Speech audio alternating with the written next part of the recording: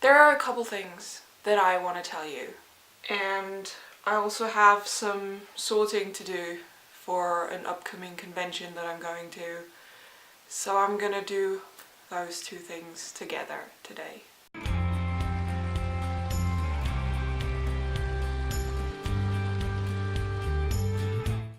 Hey, it doesn't seem right to start this saying, hey everyone, as it's not aimed at everyone, it's aimed at one particular person. So I guess that this one's, hey Dodie. My name is Evelyn, but please call me Flynn. I'm soon to be 24 years old, and I'm not fine. First things first, I would like to say something related to your oversharing video. I agree in a way, but also I strongly disagree at the same time, which might seem weird, but let me explain. I understand your point of view and people's point of view who might feel like when you do share all of these very personal and very in-depth and very graphic descriptions of your condition and your mental state, I understand that some people might find that upsetting. I absolutely understand. It is upsetting. It's an upsetting topic. That's the whole gist of it. How could it not upset anyone if it's upsetting by definition? There is a very, very important thing that I want to say though, in addition to that, which is I'm glad you share your mental state so much, because it's helped me an awful lot in my personal quest to myself, basically. And for this purpose, let's do a little bit of backstory, shall we? How do I put this? Pas de deux echoes through my heart and mind and soul so strongly for very good reason. For a very long time, I was in an unhealthy relationship, emotionally abusive relationship. There was no physical abuse. A year and a half ago, it ended. Abruptly, I must say. I did not expect it to end. Here's where my story and pas de deux become different, because it didn't end because I got out of there. It didn't end because I felt like something wasn't right. It didn't end because of me. The person I was with, they ended that relationship. And it took me months to figure out how unhealthy that relationship was. I figured that right now, for me, the most important thing is to get to know who I am without that person, which is proving to be extremely difficult. It's very hard to find out who you are when for 7 years you were whatever the person you were with wanted you to be. This was not a good plan, doing this sorting and the talking at the same time. This was really not a good plan. I have depression, I have anxiety, and very probably, though not definitely quite yet, I might have ADD. So this is what I'm doing today. I'm talking to you, Dodie Clark, in the most Dodie way I could by wearing this apron kind of dress thing and my non-prescription glasses and some reddish eyeshadow. And honestly, I don't know why. You've had an extremely strong influence on me, Then again, honestly, coming from me, that's nothing special. I have often described myself as memory foam because that's what I am. That's what happens. When people push on me, then they leave an imprint, and that imprint is very hard to get rid of. It takes time, and the longer someone's been pushing, the longer that imprint lingers. Now, when you're trying to fit in, that is a perfect kind of ability to have, honestly. This is the best thing to fit in. But when you're trying to be yourself, it's... I don't know if you remember me, and you might not remember me, and that's perfectly fine, but in case you remember this. Well, we'll have to start hiring people to pollinate flowers manually. I want to ask you if you can put on that jumper and put it back off again. Okay. Why? Well, now I've got a hug from you, and I can carry it home with me. Amazing. That's me. Or, that was me. I seem to have changed a lot. I know. Honestly, inwards, I haven't. Back when I last met you, when I first met you, because that was the same weekend, I was in a relationship that lasted for a very long time. I was barely 15, and then I was 22. I didn't know. For a very long time I didn't know. I thought I was the happiest person on earth. I thought everything was perfect, and I thought there was no way my life could be better, happier, luckier. It wasn't good, and it kept me from being myself. It kept me from becoming myself. It's closing in on 2 years since that ended, and I still don't know who I am, where I'm going, what I'm becoming, and whether I like myself. I cut off my hair in an effort to change something, to make it easier for myself to look into the mirror. And it worked. It did. For a bit.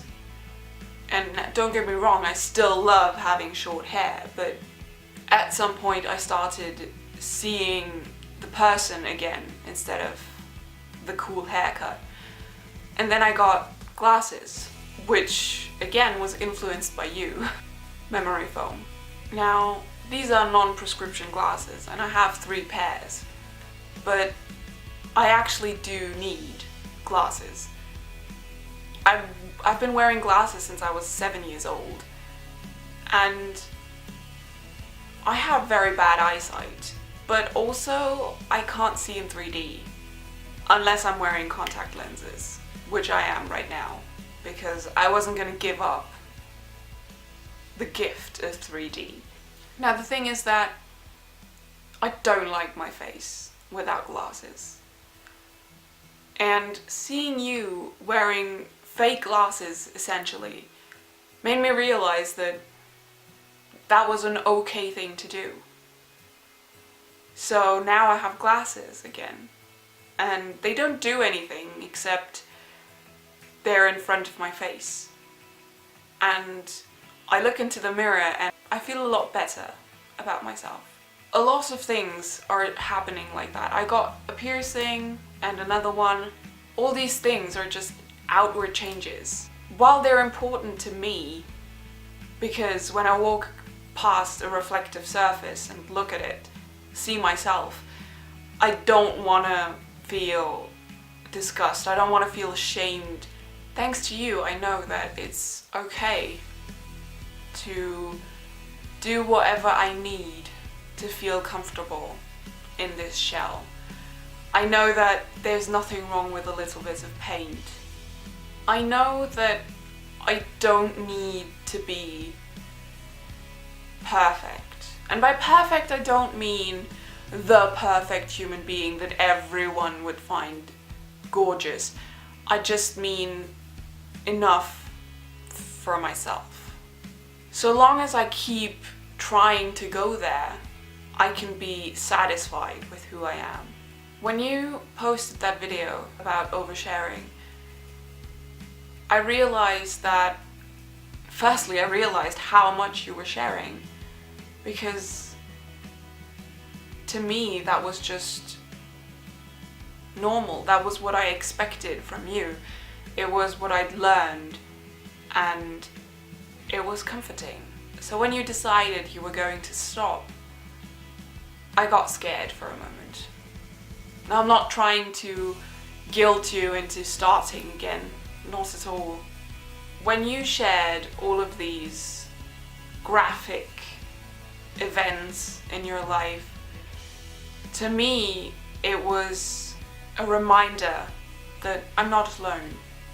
Now, I don't have derealization. I don't think I do. I do recognize the symptoms and feelings that you describe in your Instagram posts. I'm not going to pretend that I know exactly how you feel or that I feel exactly the same. That would be ridiculous. But having someone who says how they're feeling and knowing that that feeling is similar to what I feel is a comfort that I didn't used to have before. I love watching those Snapchats or reading those Instagram posts because they show that you're a real human being, flawed and sad and angry sometimes, and that's okay, because we all are. And if you only show the happy times, then wouldn't that be lying? I don't know. Putting on an act. It doesn't seem right to me. There is another reason why I value those accounts so much. When I first started therapy, I was told by my therapist that my feelings could be associated with a depressive episode, but that I shouldn't tell anyone. Now, I realized that the reason he said that was because it could have cost me my job. I was working in childcare, and let's be honest, who wants someone with depression to take care of their child? But to me, what he was saying sounded like suffer in silence. And he lived by that. Every single time I came to him and wanted to tell him whatever bad thing I'd felt in the past couple weeks, he kept telling me to focus on the positive. And I couldn't. What kind of positive was I supposed to focus on in 3 weeks of feeling like utter shit? I stopped going to that therapist by September of last year. By June of this year, I found a new therapist. I'm seeing him twice a week, and I am extremely glad that I found him. Even before I started seeing him, I posted a video explaining that I wasn't well. And I got a relatively positive response from that. I got a lot of friends telling me how brave I was, and a lot of people expressing compassion. While that shouldn't be a reason to tell people my pain, I do feel like maybe I could do what you've done to me. Maybe someone will hear or read how I feel and feel less unreal.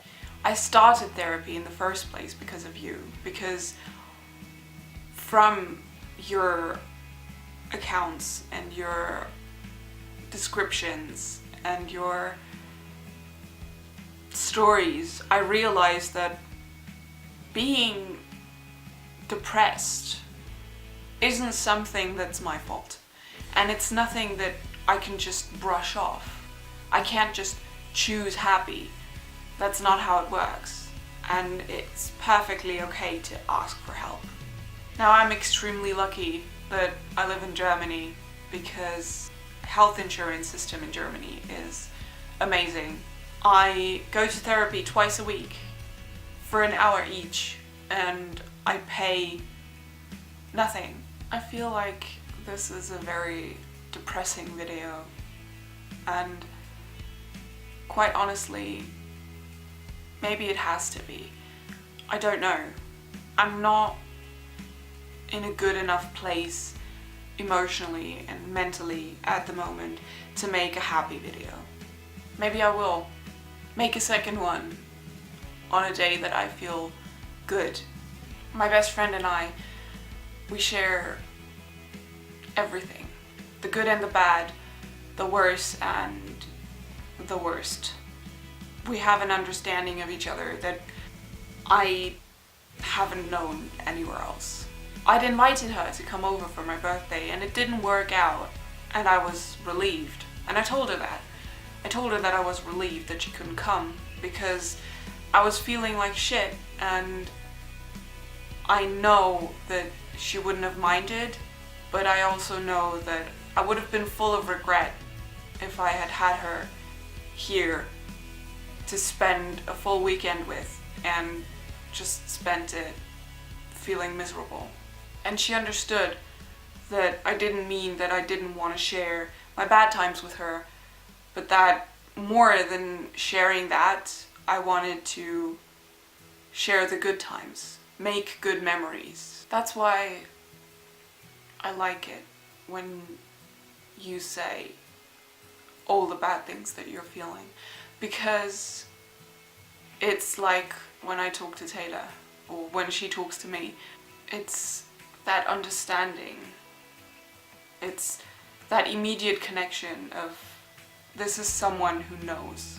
And I know that a ton of people around the world assume that they would be great friends with their favorite YouTuber or their favorite celebrity or their favorite book character. No matter how much I love someone's content, there is no one that I feel like that about, except you.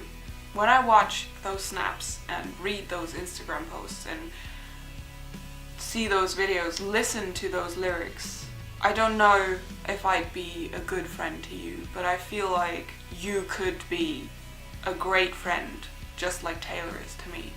Of course, I envy your friends a little bit, but also I'm very happy for them.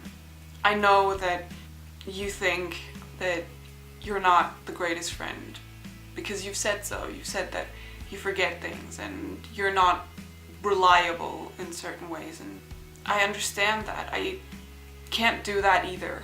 To be understood, to have someone who can really feel what you're feeling, that's so much more precious than someone who remembers your birthday. You are such a kind person, such an open person. You know that Doctor Who episode where Amy and the Doctor go and meet Vincent van Gogh, and the curator at the museum tells this bit where he says that Vincent used his pain and misery to make something beautiful. And I feel like that's what you're doing. Not only with your music, but with the way you talk, the way you act. There are all these things that are unpleasant in your life, and yet you're this extremely kind and warm-hearted and understanding person. And I think we should all strive for that. Thank you, Dodie. To anyone else who watched this who isn't Dodie, I do a lot of this sitting down, talking about my brain and my feelings. So if you want to see that, I upload every Tuesday. So you can subscribe, or you could watch this playlist, which is all about emotions. And to those who always hear, I will see you next Tuesday. Bye.